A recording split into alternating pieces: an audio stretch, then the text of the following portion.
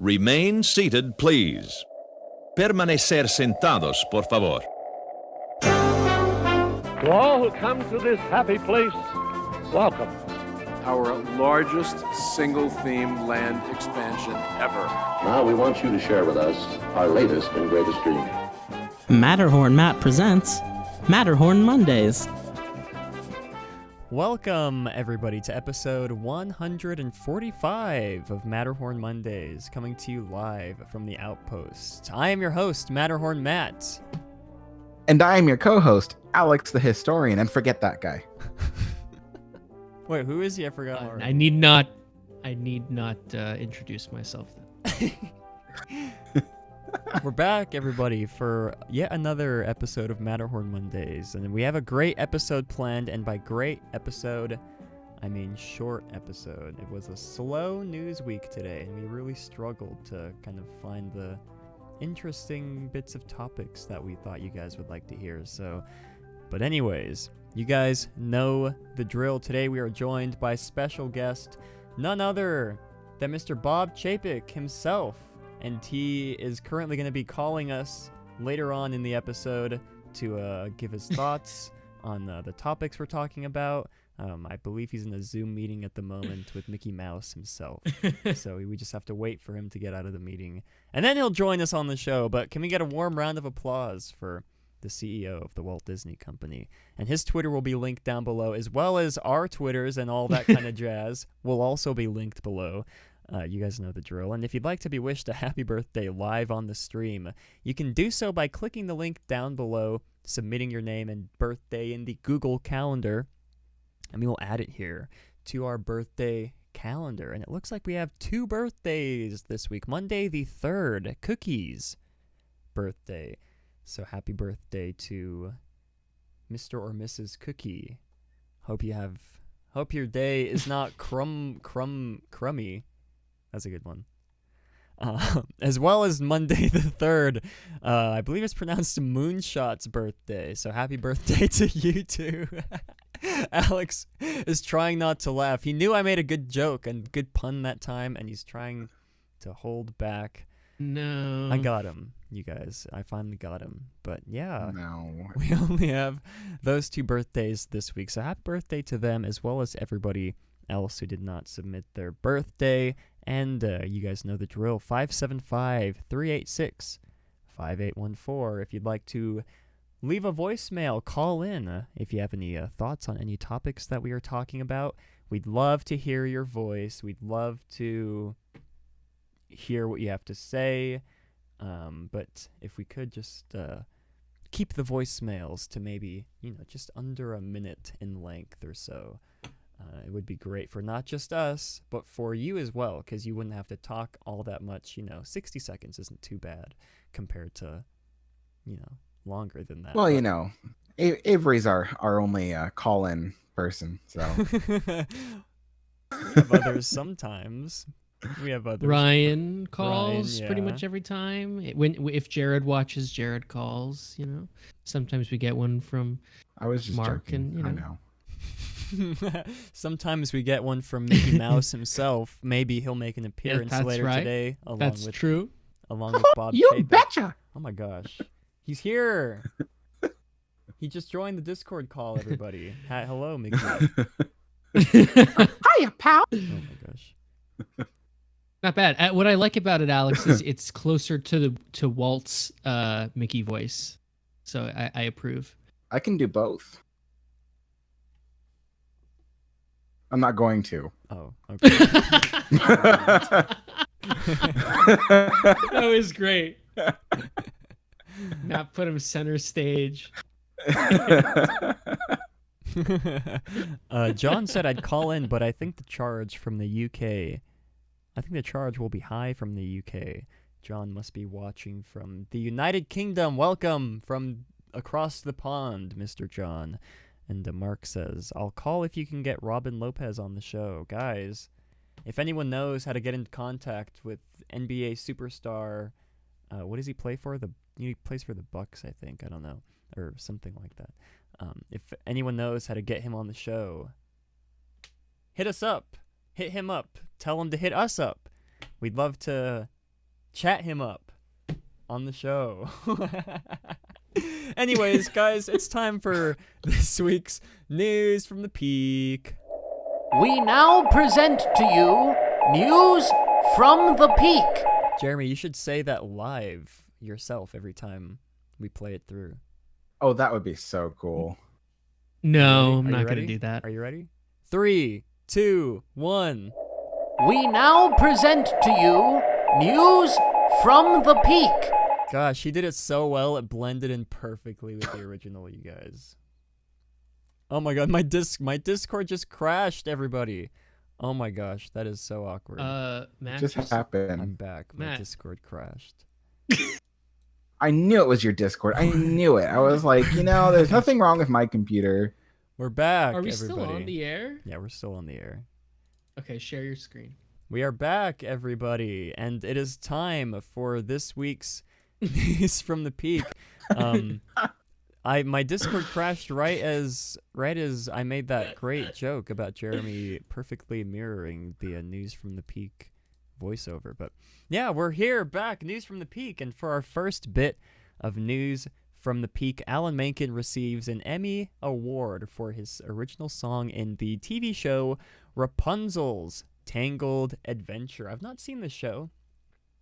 I believe we had in the past when we had Offhand Disney, we interviewed we had him on the show. We interviewed one of, I think, like an artist or a storyboard artist on this show, and they both said great things about the show, and that was a year and a half ago, I think, and I haven't watched the show yet, but it's on my list of things to watch. But yeah, congratulations to Mr. Alan Menken. And then here for our second bit of News from the Peak, everybody, this seems to be very exciting as well. New show Muppets Now premieres on Disney Plus this past Friday.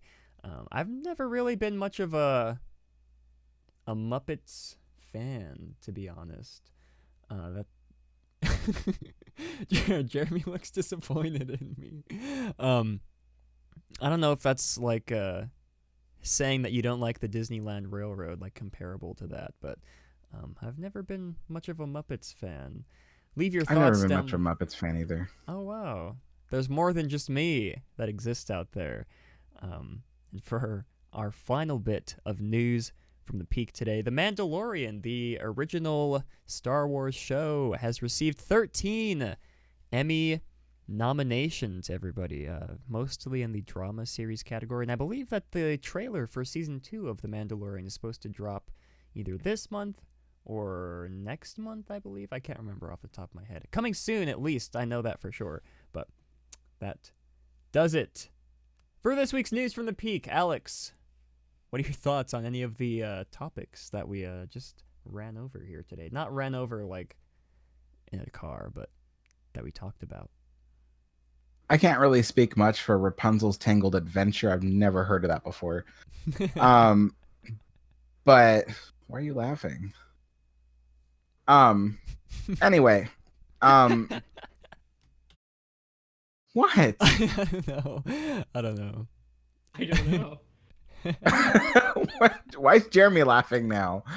Oh my! Why I was is laughing because Matt laughed, and then you went, "Why are you laughing?" I'm not. I am not here to be the comedic relief, guys. That's my job. Come on.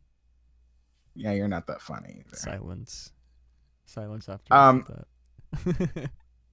So as for the Muppets, I've actually got that on my watch list because I intend to actually at least see an episode of it. Which is weird, I know, because I just said I wasn't really a fan of the Muppets, but I am a big Jim Henson fan. I like a lot of his other productions and things, but I just never really got into the Muppets exactly. So, but anyway, yeah, there are a few Muppets that I actually really do like the two old men that always critique everything. And then I really like the Swedish Chef. So if any of those three characters are in the show, then I'm on board. But yeah. And then the final topic. What was that one again? was the final The topic? Mandalorian. Mandalorian. It receives Emmy nominations. Is that it? Yeah. It received, let's see, how many Emmy nominations? 13 Emmy nominations, mostly in the drama series category.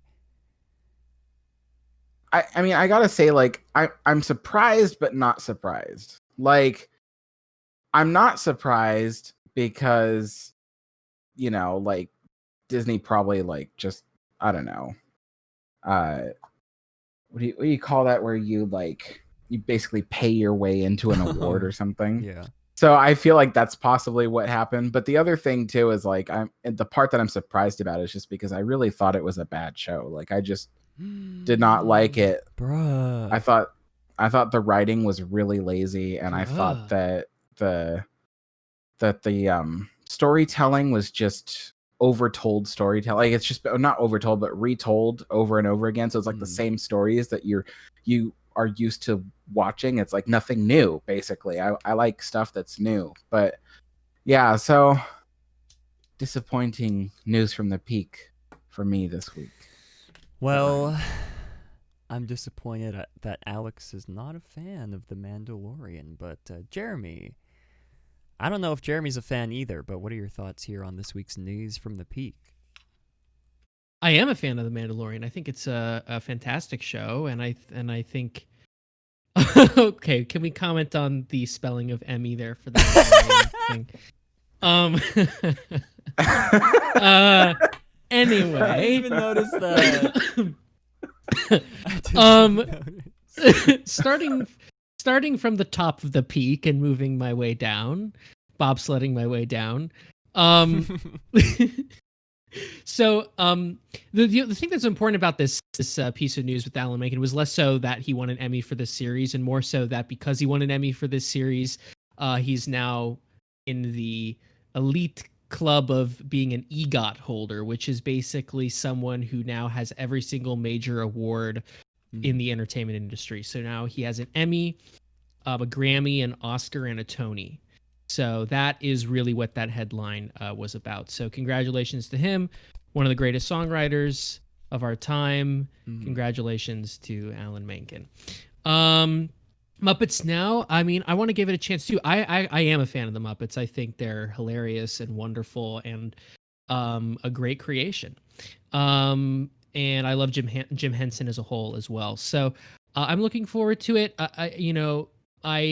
I love the original Muppets show because it is so much like a mix between, you know, the variety shows of the time in the 70s and also just old school vaudeville. And I like that kind of humor, and the Muppets were a great vessel for sort of renewing that humor. So I'm hoping that they go back to more of that type of comedy, because I think the Muppets were designed for that type of comedy anyway. So yeah, I'll give it a shot. Mandalorian, like I said, I'm not surprised that it received so many nominations. I agree with Alex that, you know, Disney has so much power in the entertainment industry that they can, you know, really, and their marketing is so strong that they are able to, you know, get nominated for a lot of awards that they want to get nominated for. But also, I do think it's well deserved. I do think it was one of the higher quality series of this past television season. So I'm not surprised. It was innovative technologically. I think personally that it's the most Star Wars thing that we've had in the Disney era of Star Wars. Watching the behind the scenes series on Disney Plus even made me love the series even more, to really learn how the whole series was crafted with such passion and dedication. That's what true fan service is. It's not just making just silly references. It's actually bringing your love and knowledge of the Star Wars universe into creating something brand new for Star Wars. And that really showed. And I recommend the behind the scenes series too. I liked The Mandalorian, and then watching that behind the scenes series, I now like really respect The Mandalorian as a series, and I look forward to season 2.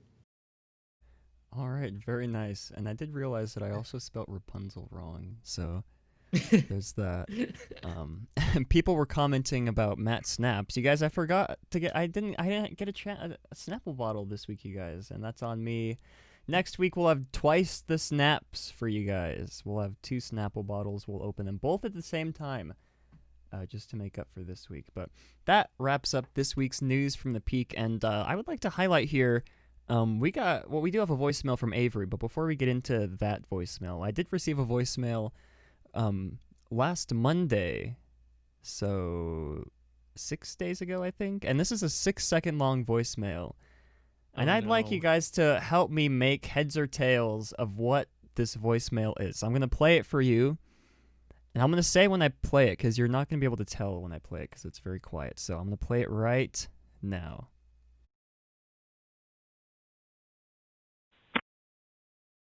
Wait.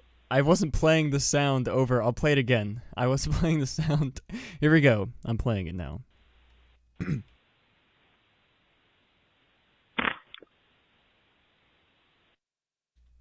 Did you guys hear it? Did you hear it? Was that it, or was that like? That was I thought it. there was.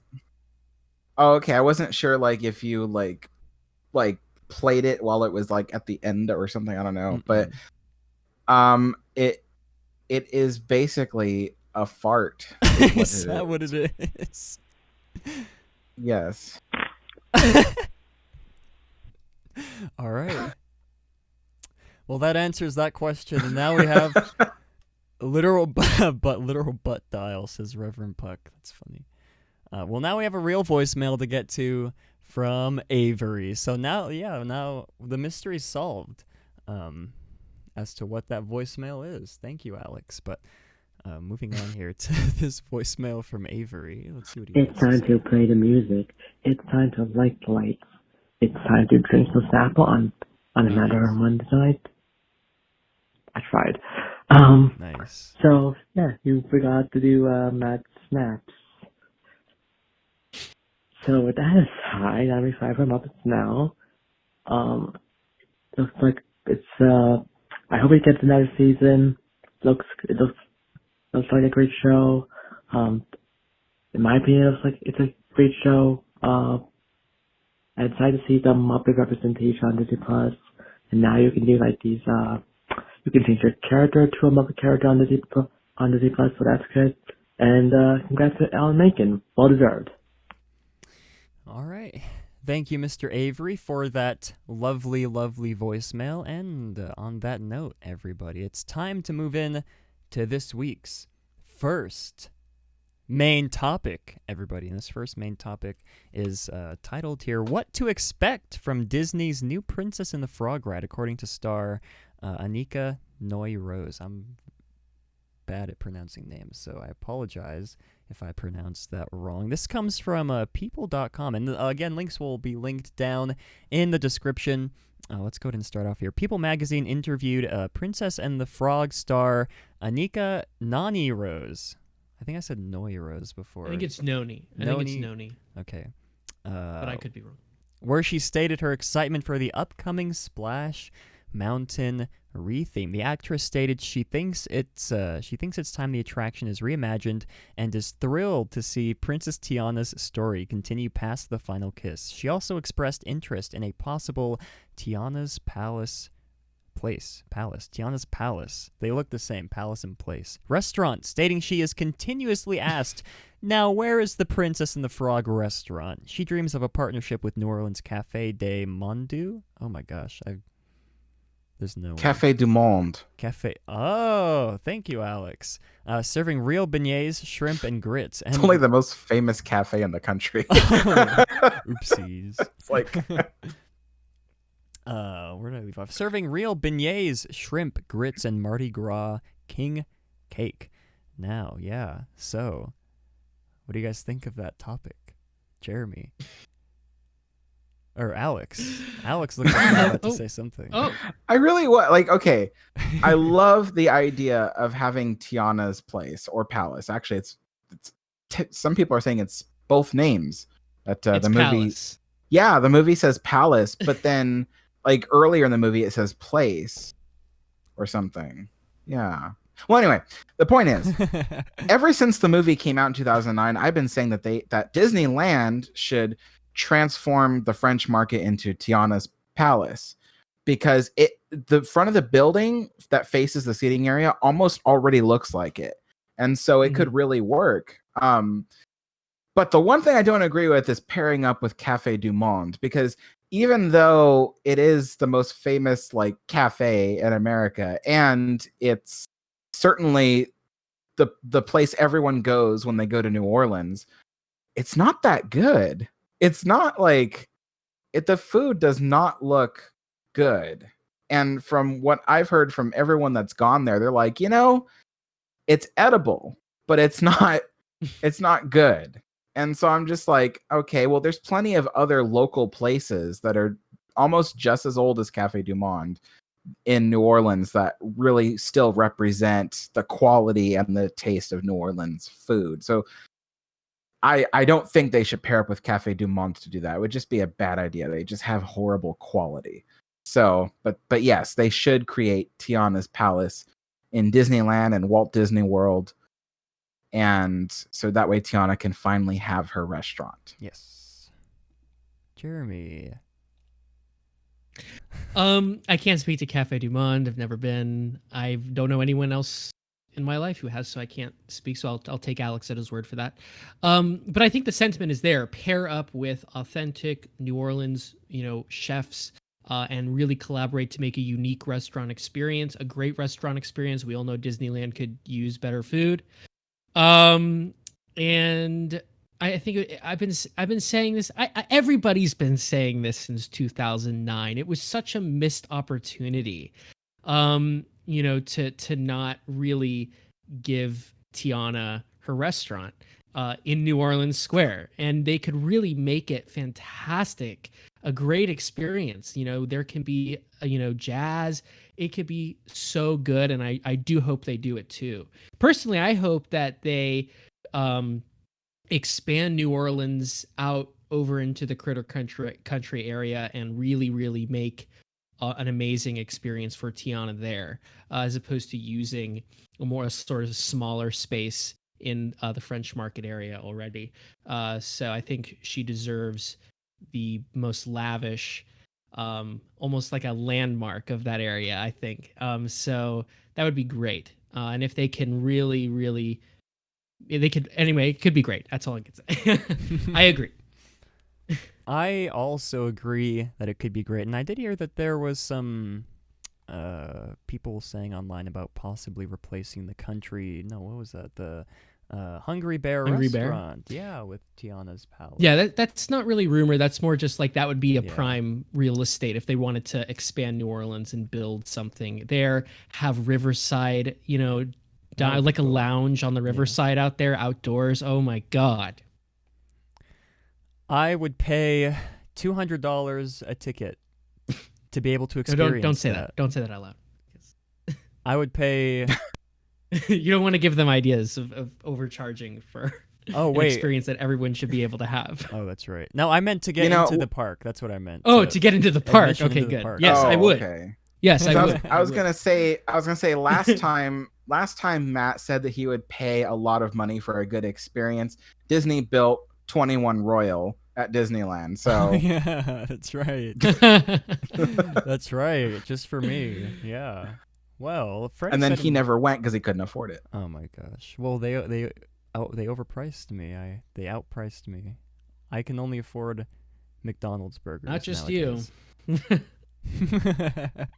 Well, Freddie said here in chat, imagine tomorrow, Tiana's Palace incoming. The real question is where and how it will be implemented. Disney posted an image and quote in reference to the restaurant the day after this article was released, and Alex said, asked politely, very politely, as I do say, asked Freddie to get the link, and Freddie's yet to reply. So.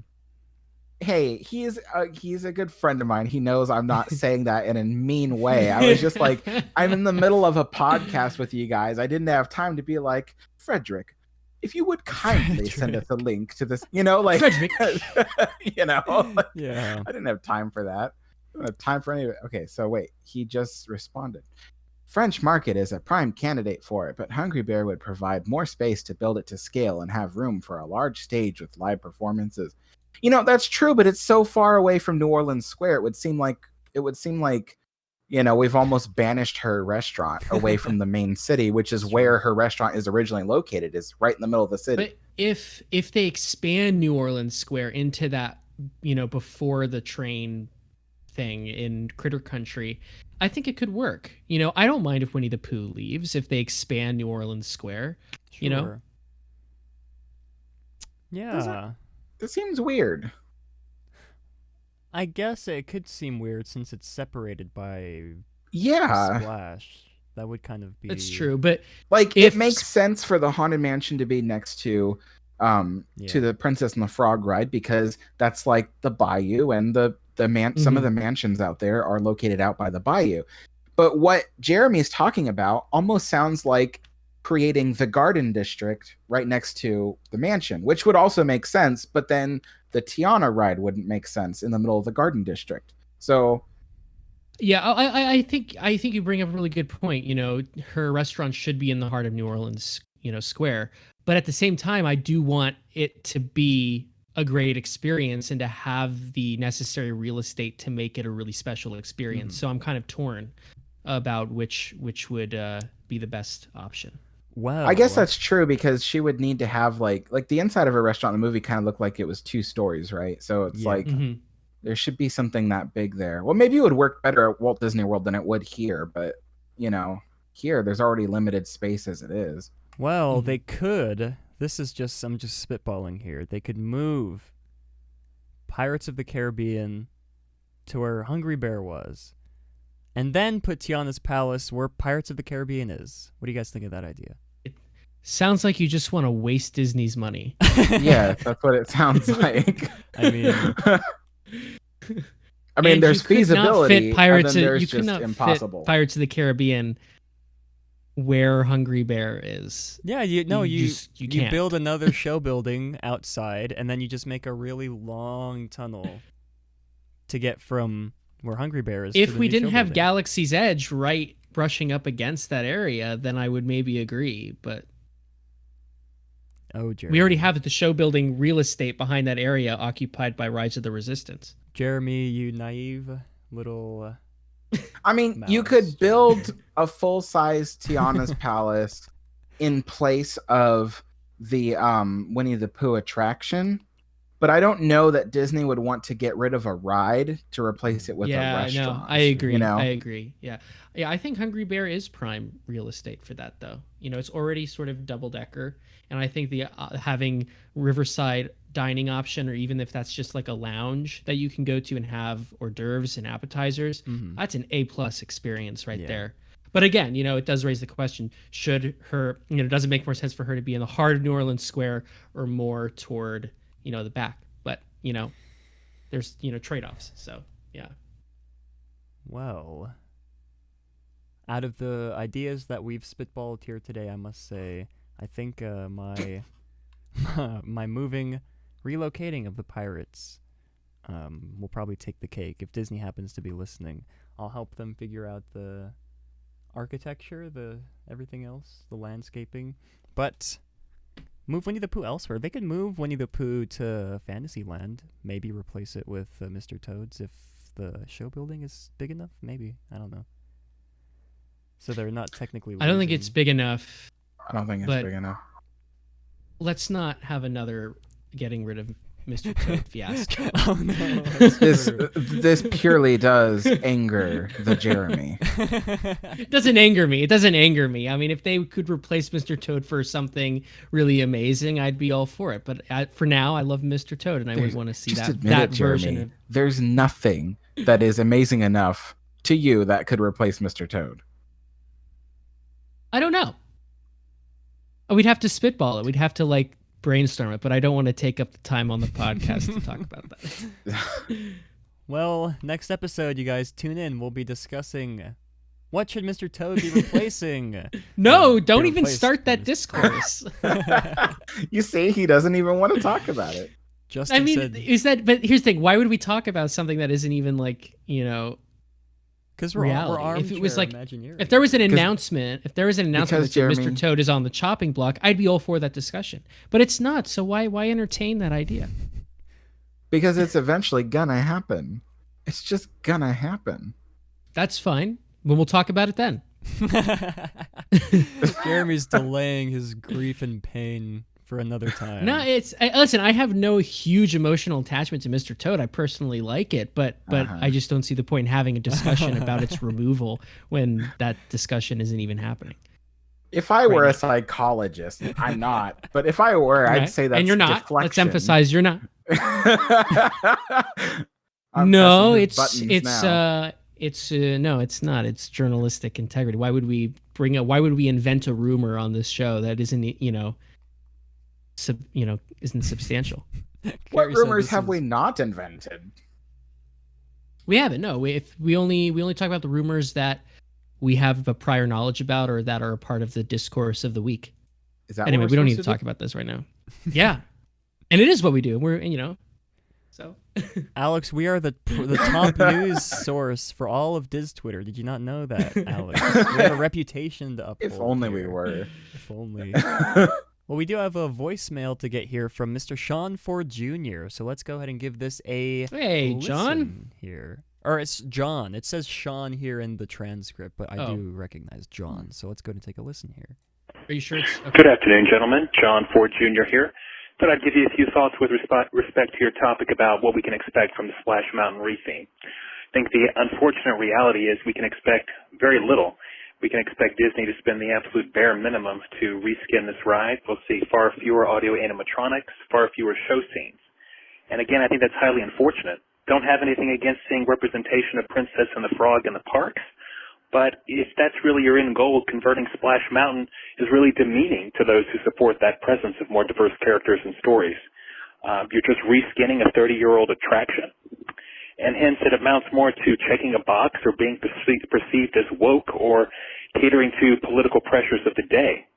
I think Tiana Restaurant and or another dedicated original attraction would be far more appropriate, and I think you could satisfy both those who care for the Splash Mountain attraction, which in of itself is not racism in of itself, doesn't promote prejudice or bigotry any more than the Pirates of the Caribbean auction scene depicted human trafficking. Therefore, I would encourage Disney to not make gratuitous political gestures, but put their money where their mouth is and actually do dedicated experiences to promote the other messages that they want to incorporate without eviscerating a beloved attraction. Thank you. Well, thank you, Mr. Not Sean, Mr. John Ford Jr. for that voicemail. Jeremy, do you have anything you'd like to say to to reply to that voicemail? Yeah, so there are a few things in there that are actually an interesting part of the discourse, no matter what side of, politics aside. We had a great panel discussion on this show where we talked about exactly what you mentioned, John, reskinning a 30-year-old attraction that is attached to, racist origins in terms of presentation. Is that the gesture? Is that actually the appropriate gesture? Is that the right gesture to go about? And there was a lot of criticism about that when it was still in that sort of very temporary period of rumorville, and then obviously became an actual announcement, much to everyone's surprise. But when that announcement came out, there was overwhelming support from people of color that I follow on social media. People who mentioned the same criticisms that you just mentioned. So I think, even though it's a step, even though there's things to pick apart about it, and we should always hold, large corporations who have a lot of power, accountable for how they present anything. I think that it is a step still to be celebrated, and I hope, just as Anika Noni Rose mentioned in that interview, just as the discourse that I've been seeing on social media, I hope too that they take that further and really dedicate themselves to expanding representation throughout the parks, genuine representation throughout the parks, including, Tiana's Palace. So I agree, the retheme is not enough. Unfortunately, I also agree with you too. I think they will spend the bare minimum on it, even though they're reallocating resources to make sure that they don't. But it's still, I think, a necessary fear. I don't think they're kowtowing to political pressure. I think they are listening to their base, the people who support are Disney fans, who are people of color, and I think they are saying that their voices matter too. So whether this is a step enough, I think we can all agree it's not enough, but I think it's still a step worth celebrating, and that being said, worth critiquing as well at the same time. Sure. Very well said, Mr. Jeremy. And we do have one final voicemail. Well, we have 2 voicemails from Avery. I'm trying to decide which... Okay.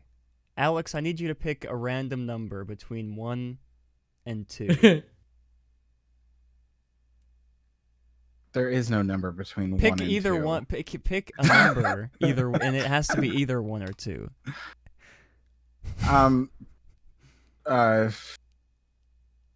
1, because it's your favorite number. Okay, because it's my favorite.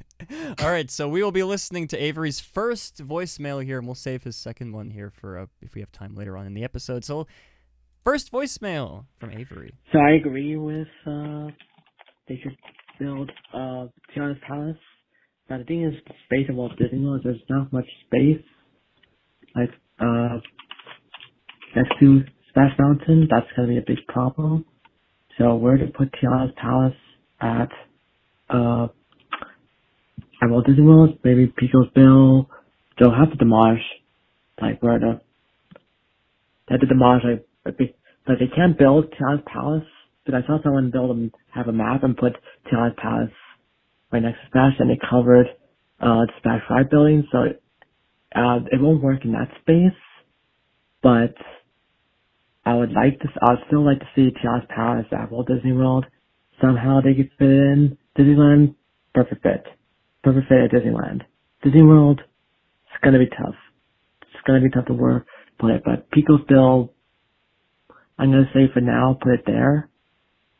Maybe Diamond Horseshoe, because the Golden Horseshoe is superior. Put it there. Some suggestions, but yes, Tiana's Palace, yes. Disney World needs another beignet spot. Yeah, I saw some talk about possibly replacing the Diamond Horseshoe with the Tiana's Palace, and I mean, I don't know. I'm not against it. I'm not really attached all that much to the Diamond Horseshoe, more so the Golden Horseshoe. But anyways, if you guys have any final thoughts on this topic, I think we can go ahead and move on here. Do you guys have any final thoughts? No. I mean, this is a story that we're gonna keep coming back to, and I think it's a cool conversation to have.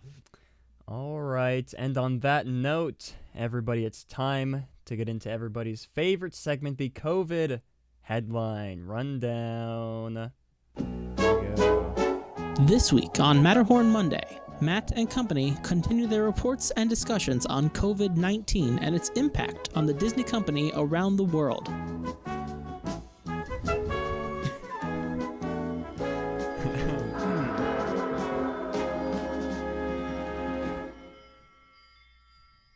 And it is time, everybody, for, like I mentioned, the COVID news rundown. This is where we just skim down through some headlines that we happen to pop on our radar this past week. And, of course, links will be linked down in the description if you'd like to read further into these. First headline here, reopening dates pushed back for Disney's Polynesian Village Resort and Art of Animation Resort, Disney's Beach Club Resort and Boardwalk Inn to remain closed at Walt Disney World. That is from WDW News Today. And second headline, everybody, Walt Disney World and Disneyland Resorts clarifies face mask policy, bans masks with valves or holes. Again, from WDW News Today. That should be like, I feel like they shouldn't have to clarify that, but there are people out there who would try to wear like masks with like just mesh.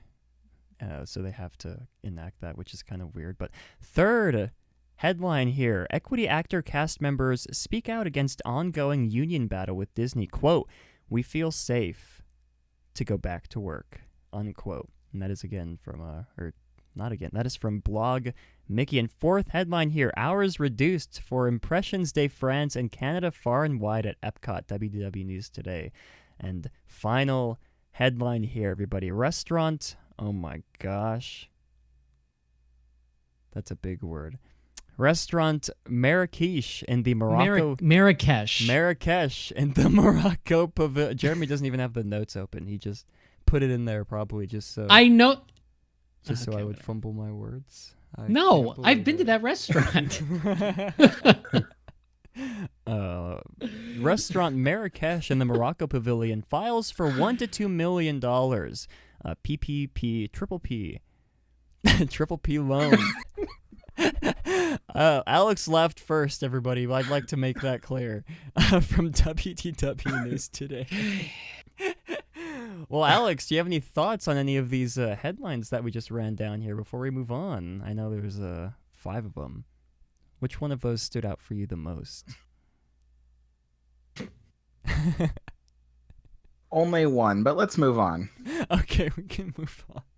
Jeremy, would you like to move on, or do you have any thoughts you'd like to say? Not really. Let's move on. Okay. And on that note, everybody, we don't have a second main topic to talk about, so we're just going to go right into a word from the show sponsors. And then, everybody, we're going to be getting into this week's Attraction Retrospective. And we're very excited because finally, we get to talk about the ride that I've been hoping would win for the past 3 episodes. We're finally going to get into it. But before that, like I said, sponsor break.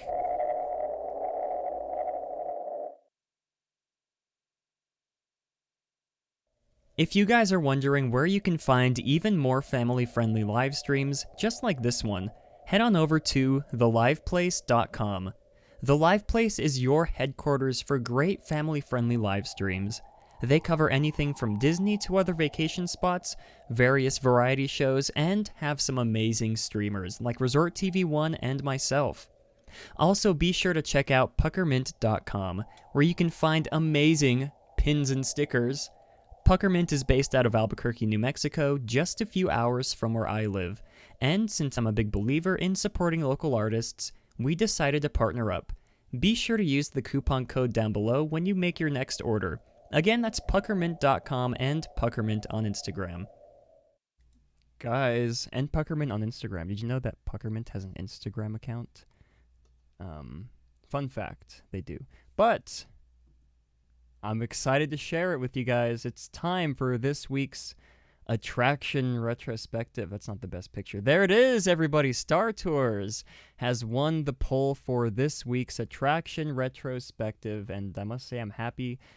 Went up against, once again, great moments with Mr. Lincoln, and I don't remember the exact results. Lincoln, I think, was in last, and Adventure Through Inner Space came in second place, and, you know, joke's on you guys. We would have talked about Star Tours either way if Adventure Through Inner Space won. And we're still going to be briefly touching on Adventure Through Inner Space now that Star Tours won. So, killing 2 birds with 1 stone. The poll was a farce, everybody. We still get to talk about both of the rides.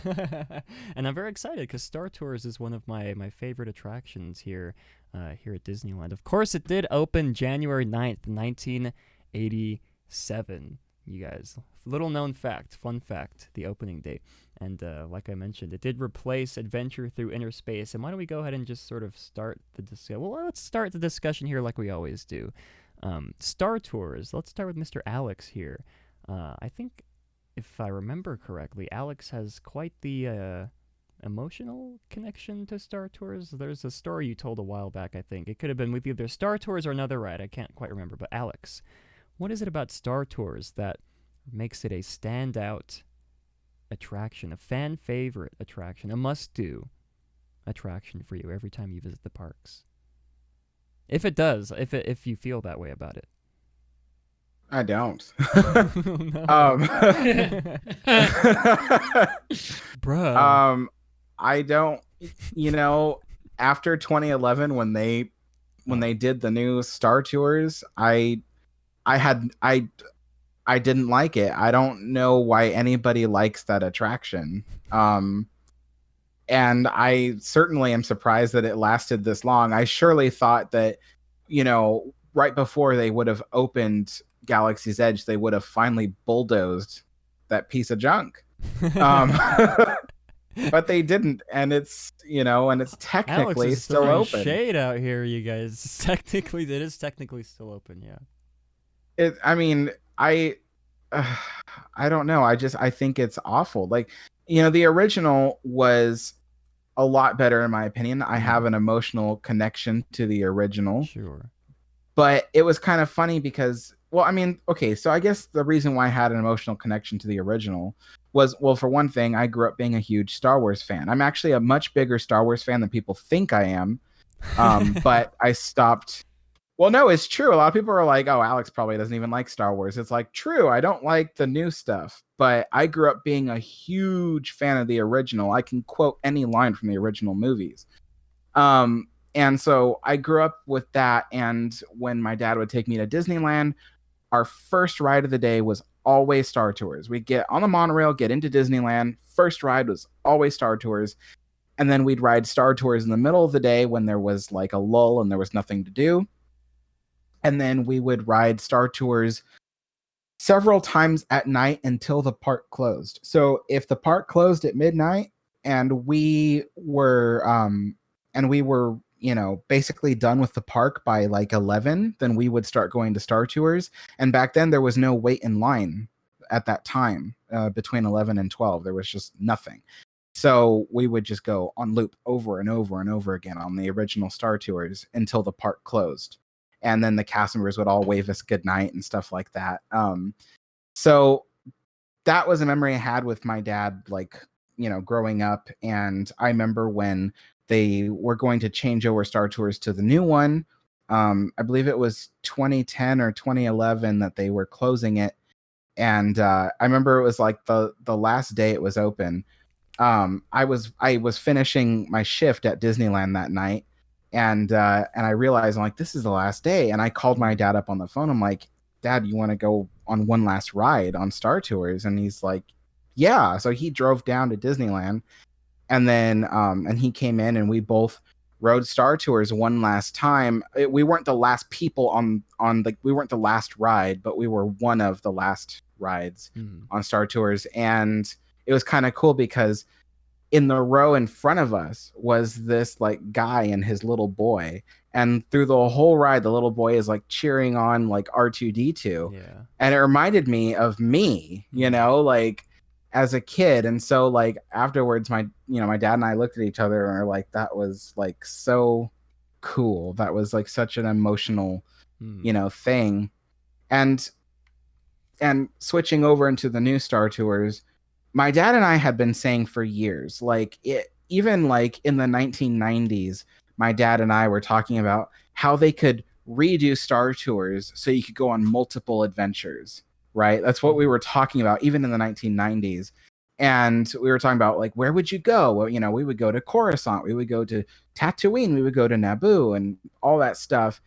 And then when Disney finally did it, I was like, this doesn't look so good. Like it was still okay. I remember I still wrote it like about a whole year into its first year, and then like towards the time when they added the newest trilogy stuff into it, I'm like, I really don't like the new trilogy, and I really don't like how it fits into Star Tours because it doesn't. So I was like, yeah. As some people know, that the time frame is entirely off, of the whole thing. So it doesn't make sense. Like there's the battle on Naboo, but then the next thing you could be on, I don't know, one of those new planets with what's his name, Flynn Rider, or whatever. So that's Tangled. Well, anyway, so yeah, so I had an emotional connection to the original Star Tours. It was my favorite ride in Disneyland up until it closed. But the new Star Tours, I don't ride it. I don't go on it anymore. I rode it for a few times through a couple of years, but I just stopped. I was like, this isn't worth my time. So. Well, Alex loves Star Tours, the original at least, and that's what I was referring to when I passed the torch over to you. The story that you had about your dad and writing it. But yeah, Jeremy, what about you? Star Tours.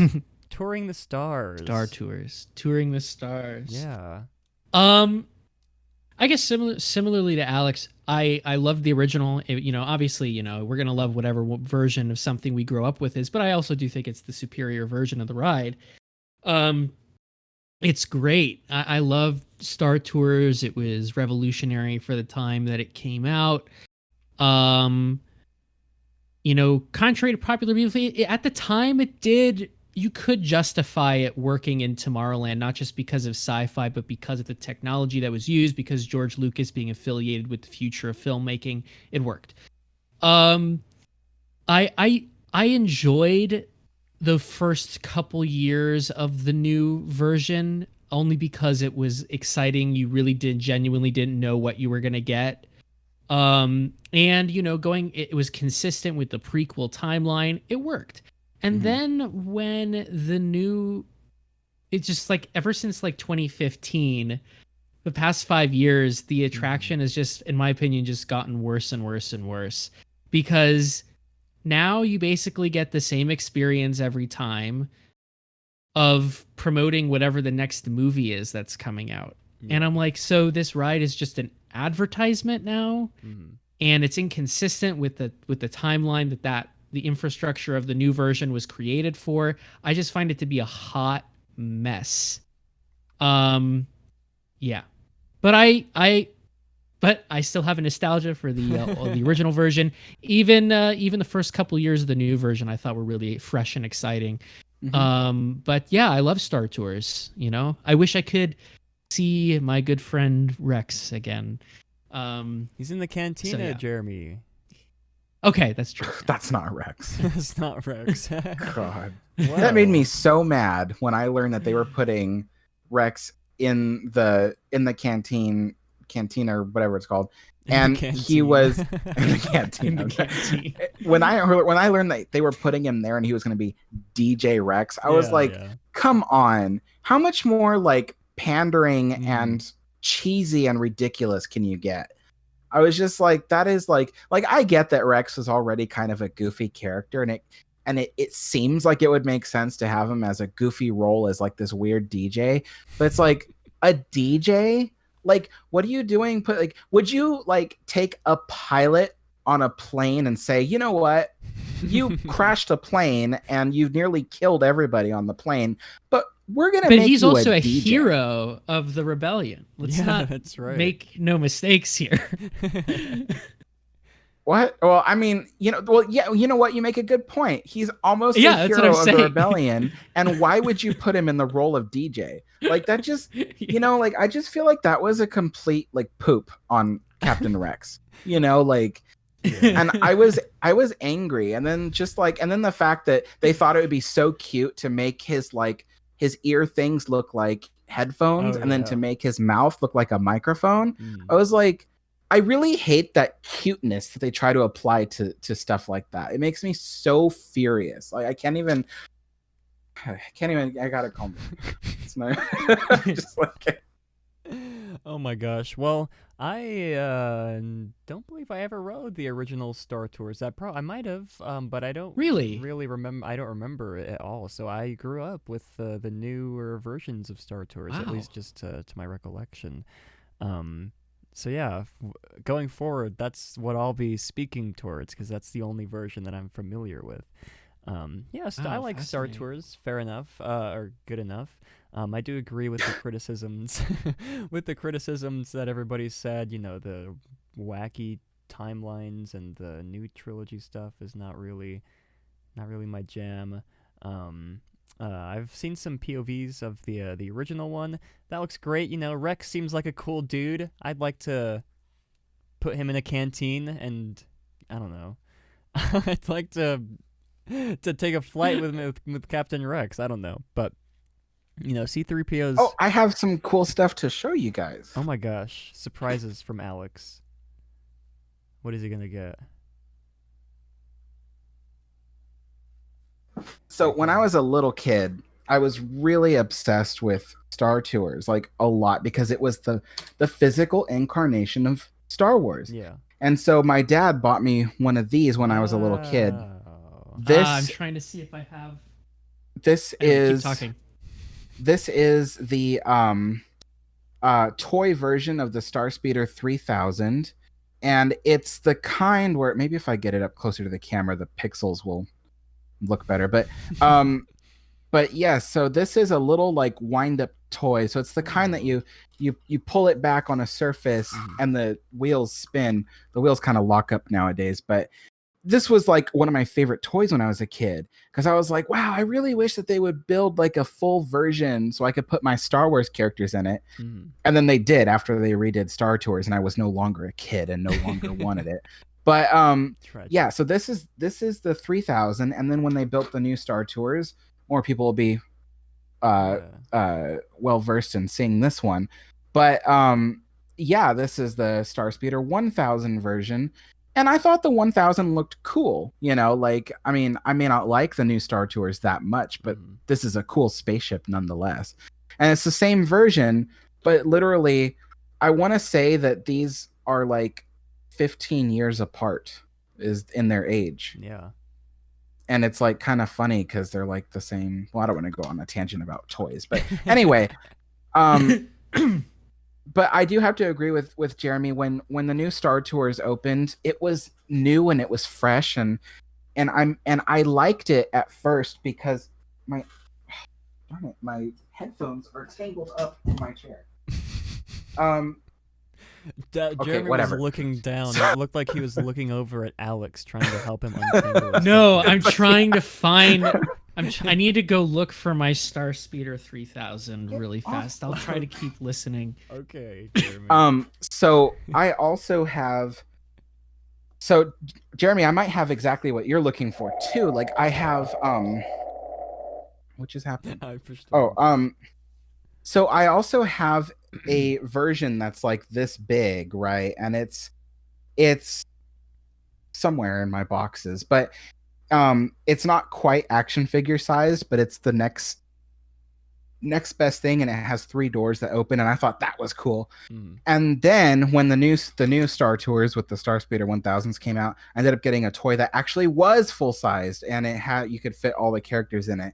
So I have all 3 versions.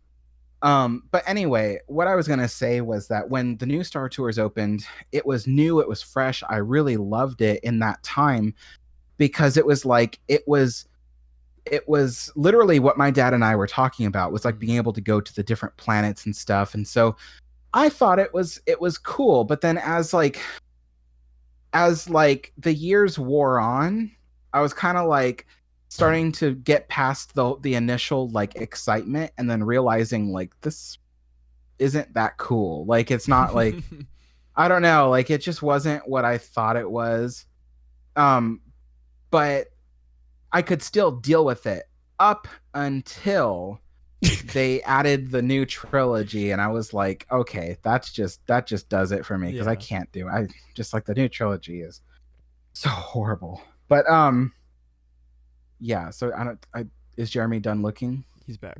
I'm done looking. I can't find it. I'll probably have to dig through a bunch of old boxes. But basically, you probably had it too, Alex. I was listening.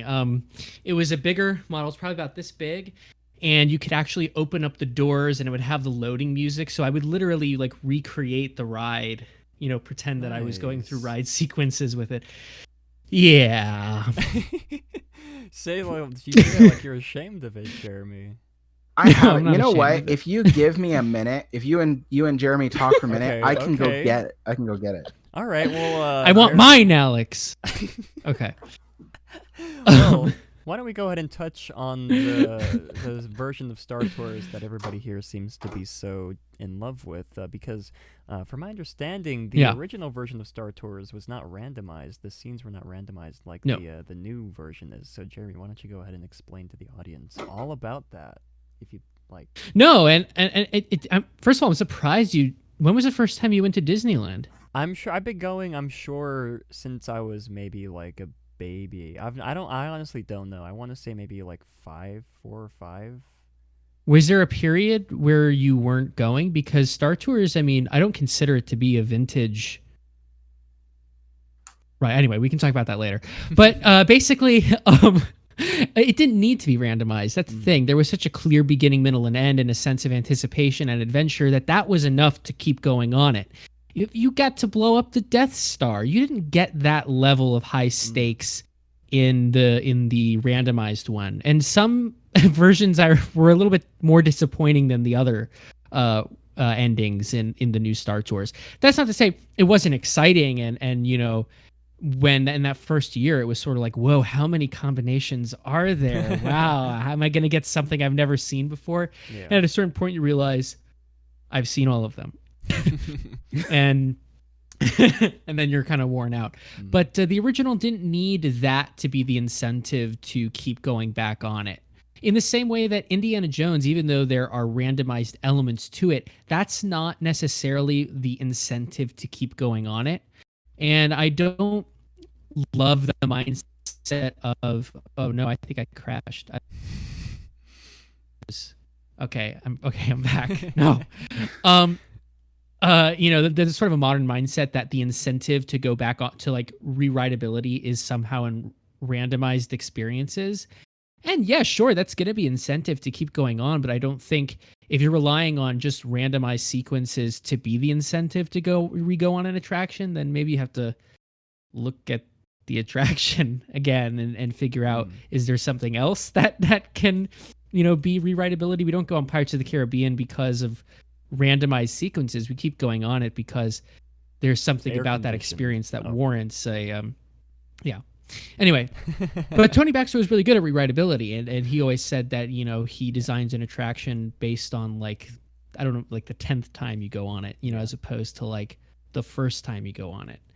Which is why Walt could be on television and walk you through the entire Pirates of the Caribbean and you would want to go on it a million times, as opposed to like, no spoilers, because then you go on it once. I felt that with Smuggler's Run. I was like, I went on it once and I was like, enough. I don't feel any desire to go on it again. The magic was like... We can sort of, I guess, transition a little bit here from... But no, I was going to transition into talking about Smuggler's Run, because Smuggler's Run is sort of the big brother, the predecessor to yeah. Oh, okay. Or not the predecessor, the successor. Alex, you have it. Had something, yeah. Yes, I told you that's what I was looking for. Oh, okay. I forgot. Yeah, all right. So yes. I have here, I call this the medium-sized version. This is the medium-sized version of the toy that they built. They have a large, but this one they built in the early 2000s. And let's see if the battery still works. You press the buttons in press the buttons in the back, and the doors will open, and there should be a chime. Oh no! Oh. It does do the loading music, basically. Well, yes. But I have another one. Oh, I have the Star Speeder 1000. Ah, I never got that one. So let's see. Produce the Star Speeder 1000. Interesting. Nice. Did you hear that? Yeah. Yes, I did. So yeah, and then like if you look inside, there's like seats and everything. Oh, I love and then It's great. The original you can pull the top open, because this was made for like micro Star Wars toys or something, but yeah, and you could put them in. Yeah, you could put the little toys in there, and then like that's about it. But I'm missing my Captain Rex. It comes with a little Captain Rex in Alex, there. they stole it. He's in the cantina now, Alex. He grew up. No, I just remembered where it is. It's a fun story, actually. In high school or junior high, I had a technology class, and the final project in our technology class was to build a rocket that could go at least 300 feet in the air and land safely back down with its own parachute and all that. And I designed and built my own rocket. And they said, okay, well, you guys can put like a miniature action figure in there or something that would be like really cool, you know, like. And so I thought, okay, so I'll use Captain Rex. And so I pulled Captain Rex from this, and I tied him to the parachute that holds the rocket, and you stuff it all inside the rocket, put the rocket together, put the little rocket engine on the back of it. And then my rocket was actually the best designed in the whole class. Mine went 425 feet in the air, which was way more than they expected out of me. and then it landed safely back on the ground. And now you're here. And everybody thought it was so cool that we did it multiple times. But by the 4th time I launched the rocket, I lost Rex. No. So... He's out exploring space or wherever he is, the grass at your old elementary I hope school.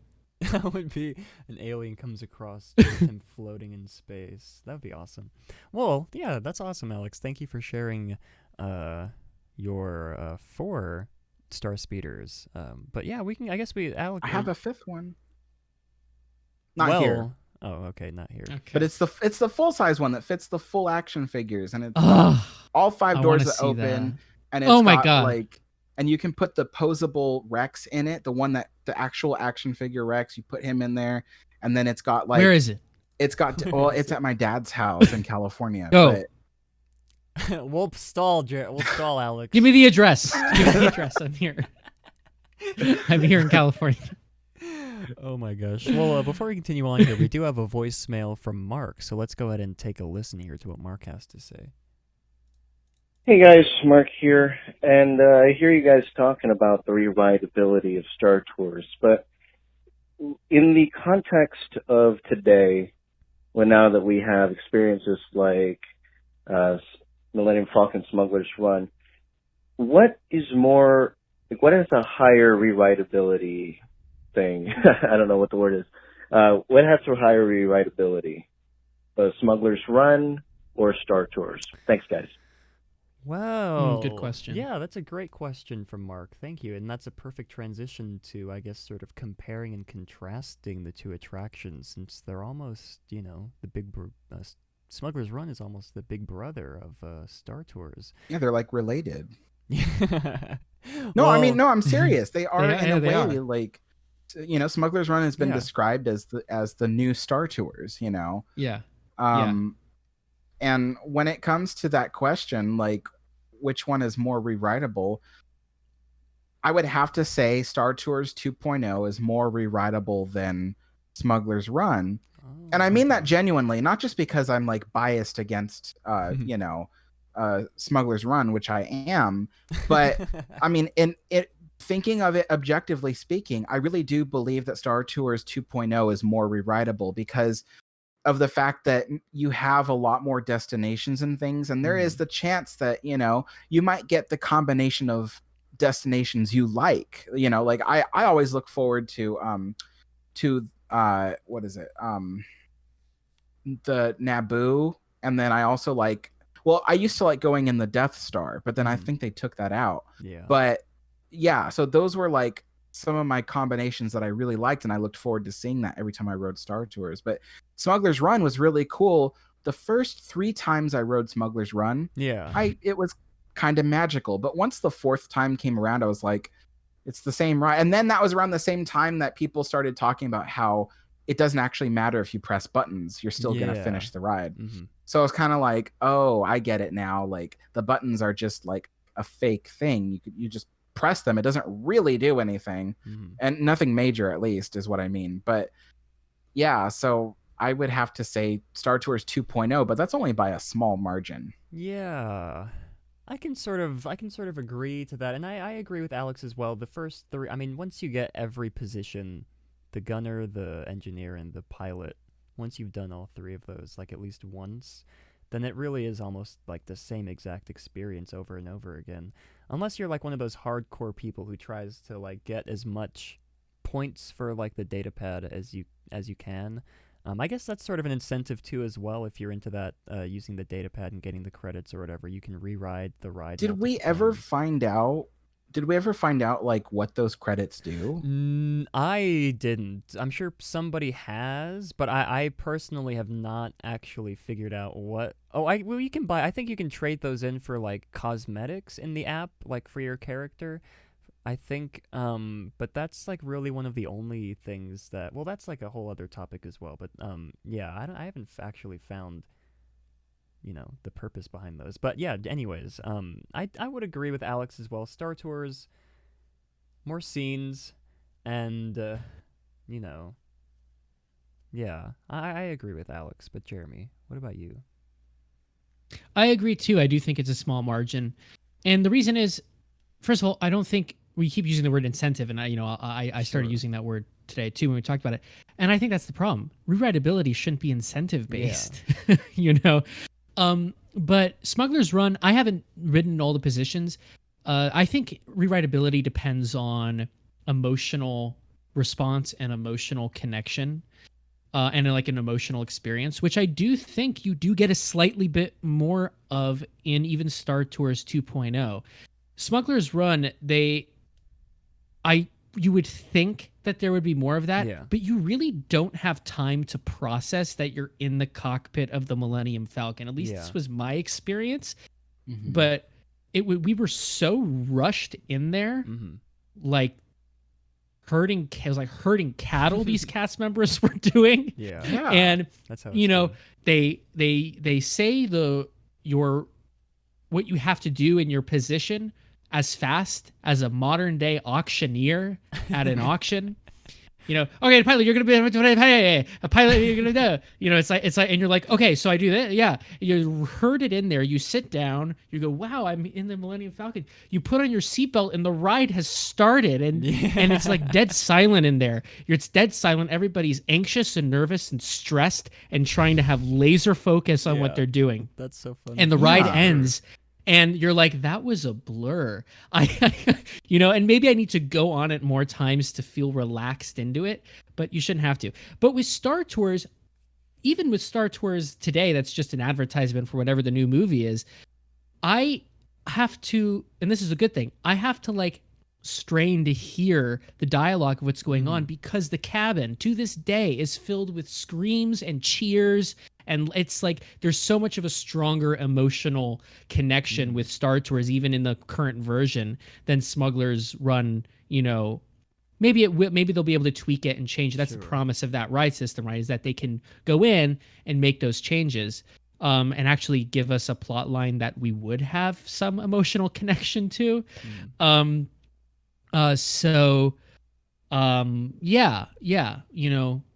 I just think Star Tours will always win over that. And even for people who love the new trilogy, but I'm sure the sort of even going in there and seeing Poe on the screen, people cheer when they see even the characters from the new trilogy on there. And I think rewritability is more based on an emotional connection to what you're intaking than it is like, ooh, but now I want to be the engineer, So I don't think, if Smuggler's Run had characters that we loved in that ride, if it had a plot line and we went to locations that we cared about, I think that would win out in terms of rewritability, but it doesn't.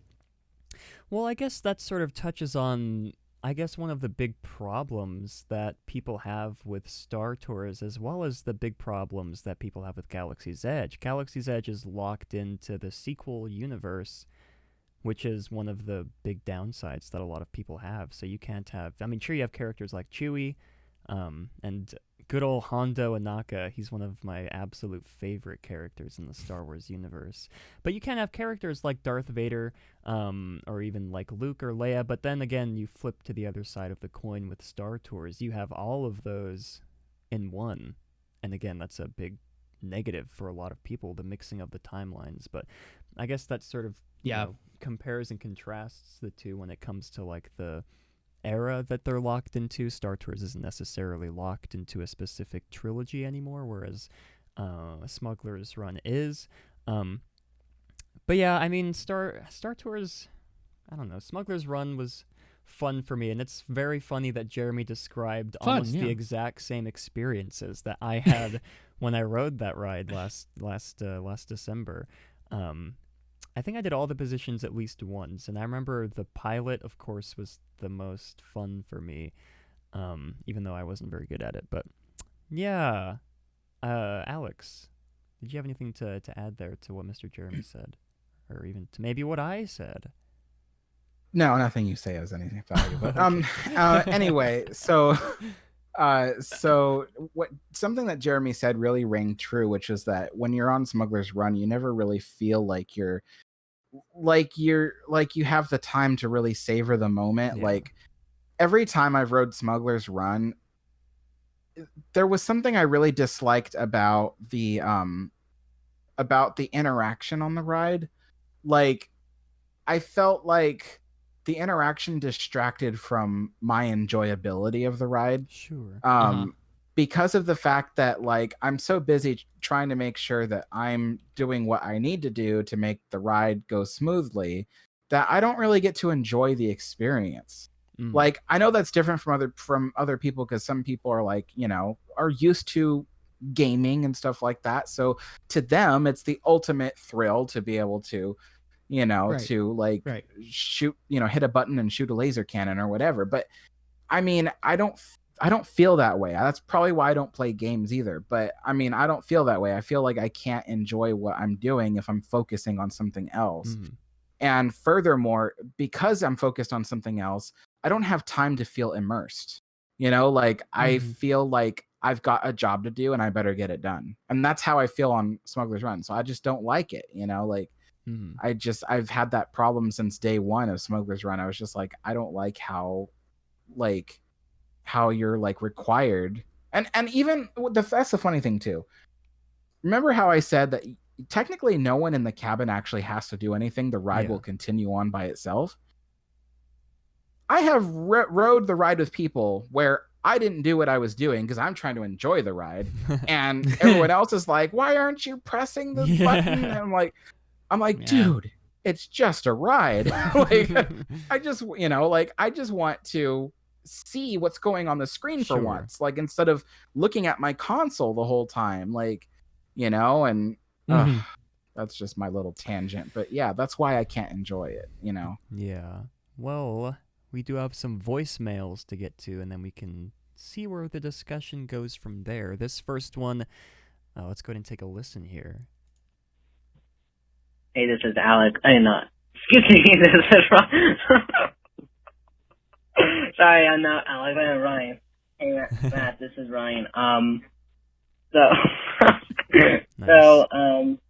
About Star Tours, I just want them to like extend the building outwards or expand it more, because the line or the queue, or just expanding more because the line for it is like very squished for me.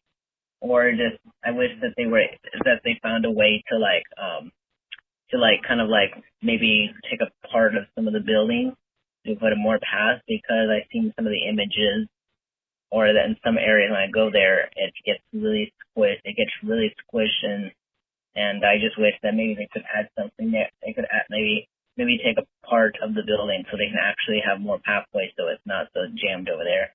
And Alex, how much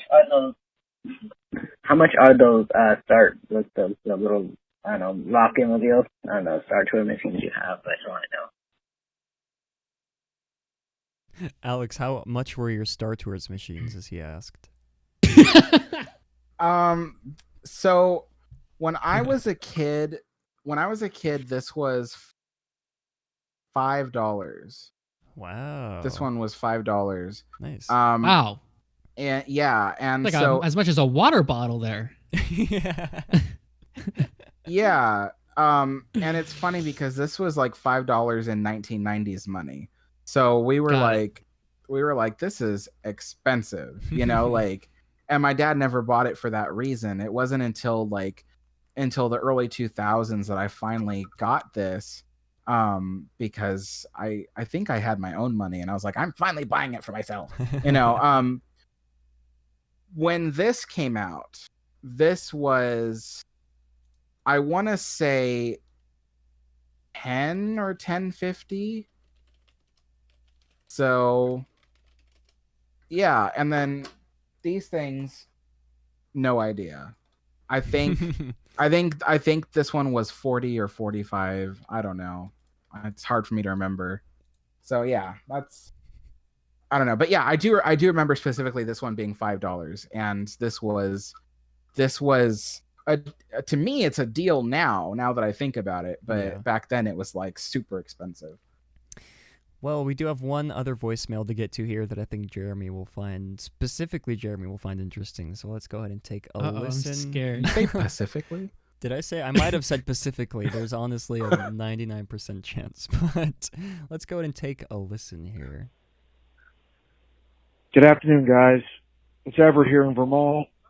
I'm hoping you're going to talk about during the Attraction Retrospective, the Ewoks that are part of the safety demonstration, and how particularly one of the Ewoks is not a film Ewok, but an Ewok from the Caravan of Courage, the Ewok film back in the 80s. Thanks. Bye. Wow, that's a deep cut. Fun fact. You can hope all you want. You can hope all you want that we'll talk about that. But I can't make any promises. Well, do you guys have any thoughts on that voicemail there? The Ewok. Oh. No. I don't. I'm not as well versed in the deep cuts of Star Wars history, so that was actually news to me. Thank you very much for sharing that.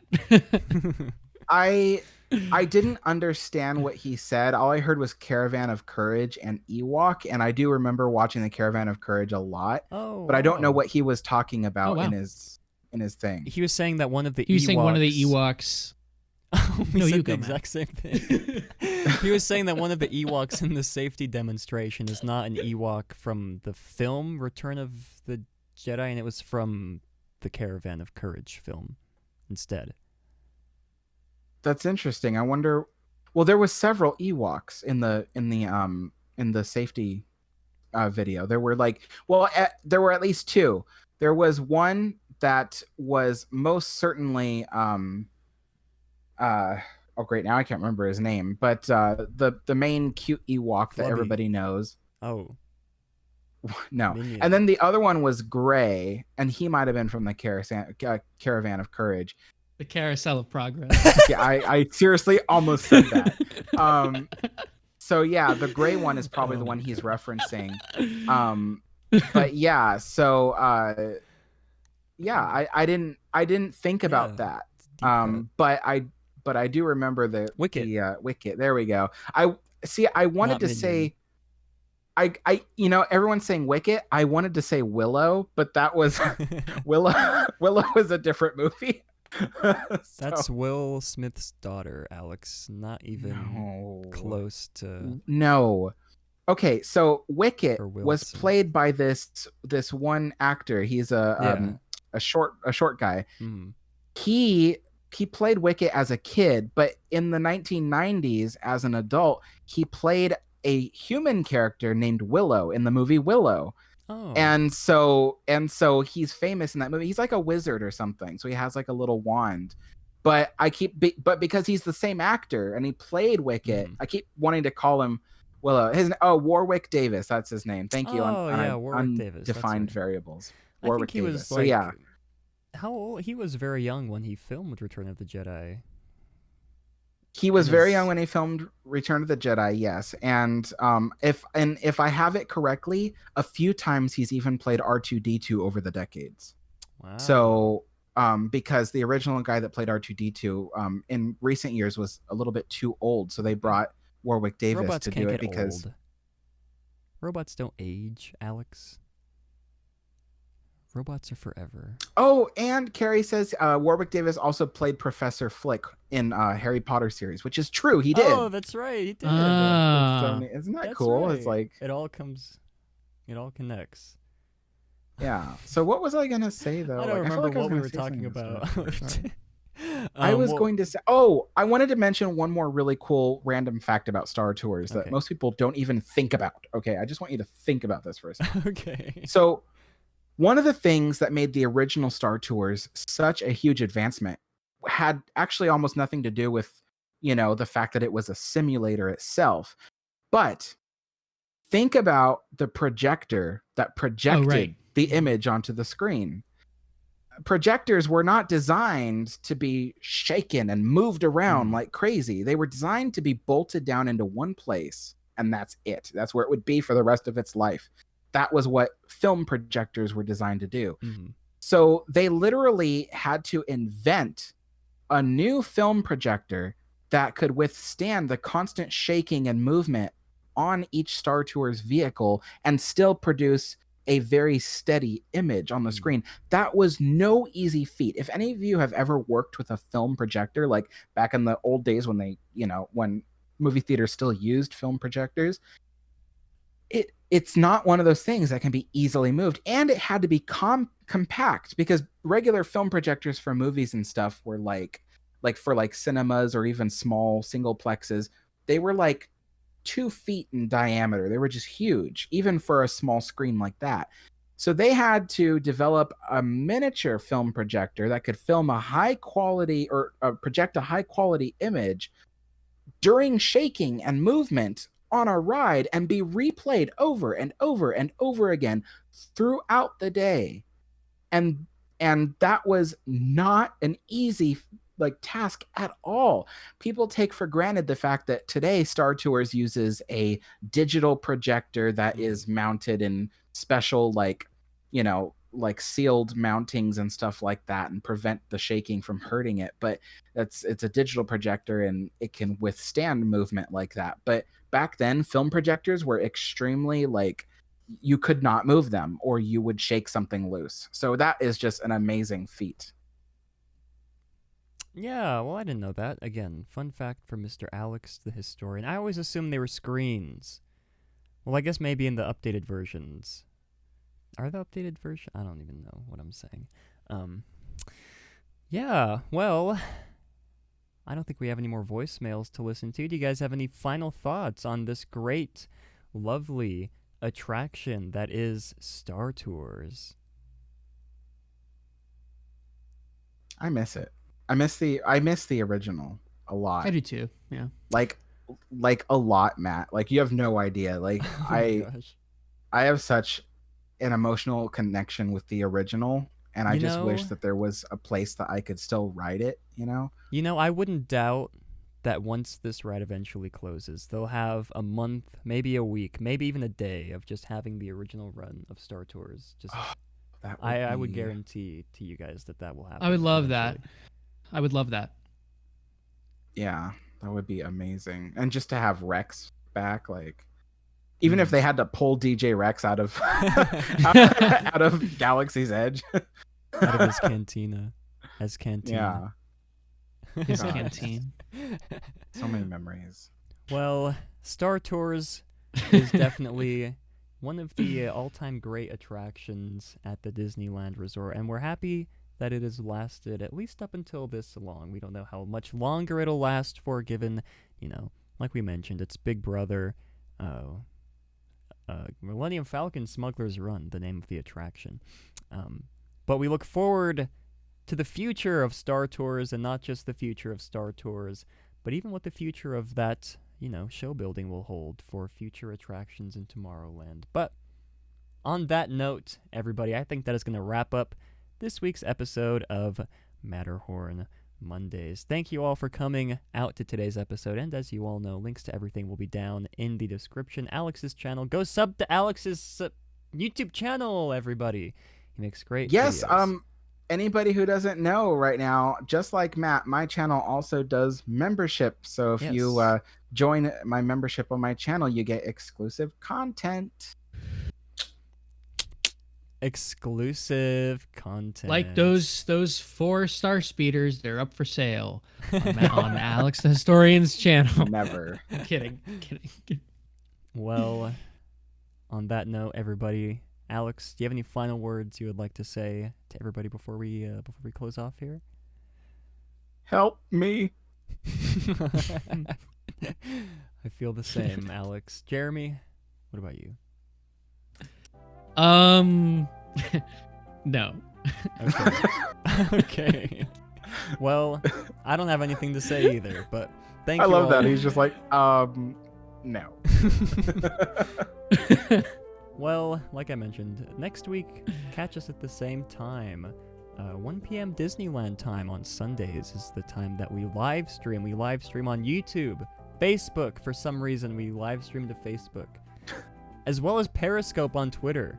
I don't know if we have any viewers from those platforms. It's mainly from YouTube, but if you guys would like to tune in, as well as call in 575-386-5814 throughout the week if you'd like to leave a voicemail for us lovely people to hear and address. And on that note, thank you all for coming, and as always, have a great big beautiful tomorrow.